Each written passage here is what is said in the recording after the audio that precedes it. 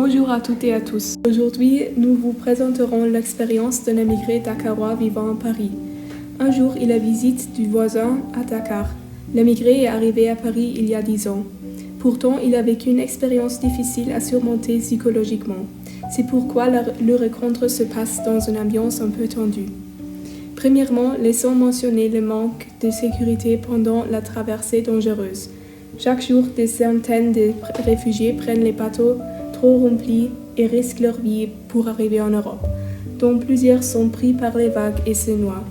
C'est la triste vérité et trop de réfugiés ont donné leur vie en fuite. Après ce voyage risqué, ils font face à d'autres problèmes. La plupart des gens qui sont atterris en France se retrouvent sans papier, c'est-à-dire qu'ils travaillent au noir, ce qui rend la recherche de travail difficile. Avant tout, ils doivent demander des papiers tous les ans. La vie en clandestinité est imaginablement dure pour eux. Ils doivent aussi admettre qu'il y a des citoyens français qui ne respectent pas du tout les émigrés.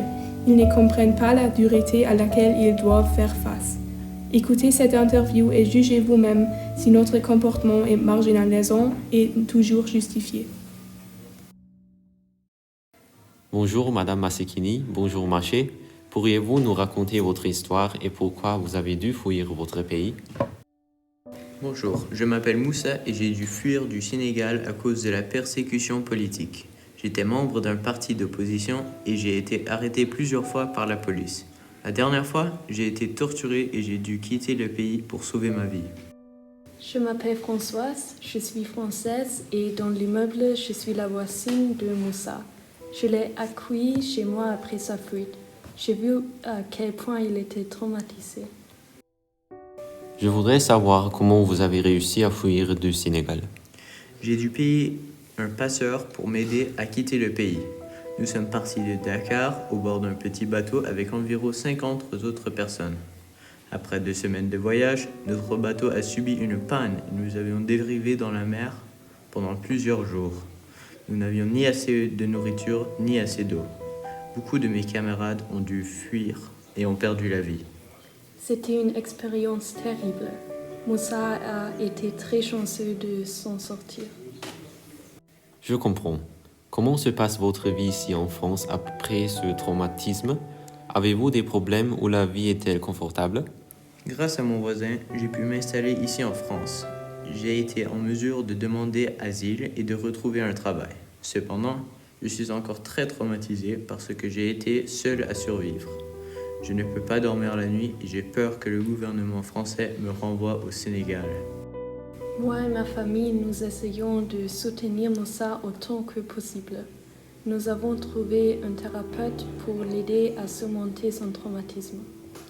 Et quel est votre message pour les gens qui ne soutiennent pas l'accueil des réfugiés en France? Mon message est que nous sommes tous des êtres humains, comme tout le monde. Nous avons été forcés de fuir notre pays à cause de la guerre, de la persécution ou de la pauvreté. A priori, nous ne voulons pas quitter notre pays, mais souvent, nous n'avons pas d'autre choix. Nous espérons que les gens comprendront cela et nous accueilleront avec compassion et empathie. Nous sommes très reconnaissants envers les gens qui font comme nous, c'est-à-dire aider les immigrés à trouver un abri et un travail.